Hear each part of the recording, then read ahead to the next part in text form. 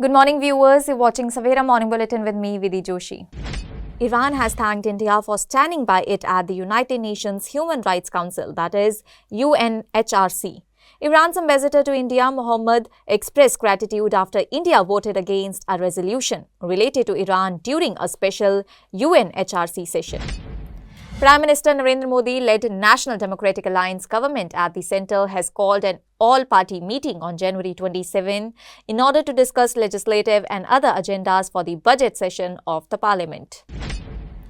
Congress leader Rahul Gandhi has accused the Election Commission of being involved in what he described as a planned vote theft. In Gujarat, he claimed that the special intensive revision of electoral rolls is being misused in order to influence election outcomes in favour of the BJP.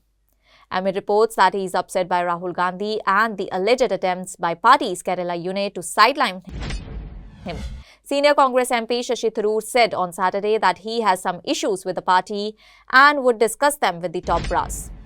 Mumbai's hotly contested mayor election faces a last-minute postponement, shifting from January 31 to early February as Bharatiya Janata Party and Shinde-led Shiv Sena grapple with incomplete group registrations. The snack stalls Brihan Mumbai Municipal Corporator's leadership race, fueling speculation over power sharing in India's richest civic body.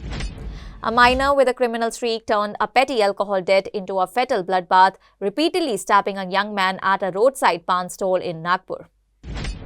The Congress party in UP has suffered a major political setback ahead of the upcoming assembly elections, and senior party leaders and former minister Nasimuddin Siddiqui has resigned along with dozens of his supporters. Senior Indian Administrative Service officer Krishna Karunesh has been appointed as the next chief executive officer of the Noida Authority, said officials on Saturday. He will replace Lokesh M, who was removed from the position and placed on the waiting list on January 19 amid row over the death of a 27-year-old software engineer in Sector 150 of Noida.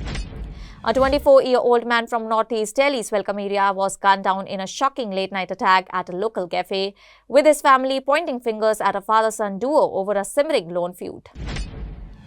European Commission President Ursula von der Leyen on Saturday arrived in India on a state visit, during which she, along with European Council President Antonio Luis Santos da Costa, will also be attending India's 77th Republic Day celebrations as a chief guest, marking a significant milestone in India-EU relations.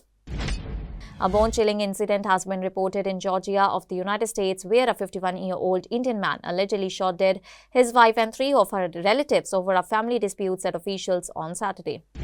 Over 8,000 flights across the United States, which were set to take off over the weekend, have been cancelled as a major storm expected to wreak havoc across much of the nation bears down, threatening to knock out power for days and snarl major roadways.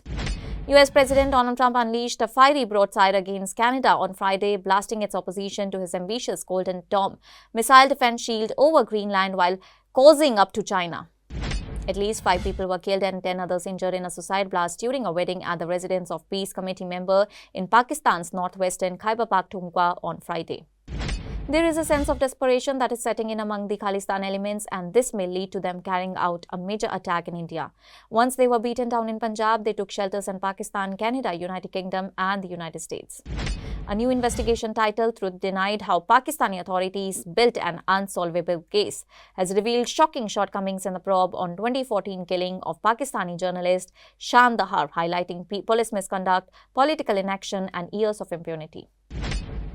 The United States has indicated that it may roll back a portion of the steep tariffs imposed on Indian imports after New Delhi significantly reduced its purchases of Russia's crude oil, a move that could ease trade tensions between the two nations. U.S. Treasury Secretary Scott Bessent, speaking on the sidelines of the World Economic Forum in Davos, Switzerland, said that the 25% tariff imposed on India over its oil imports from Russia has worked as intended because Indian oil purchases have collapsed.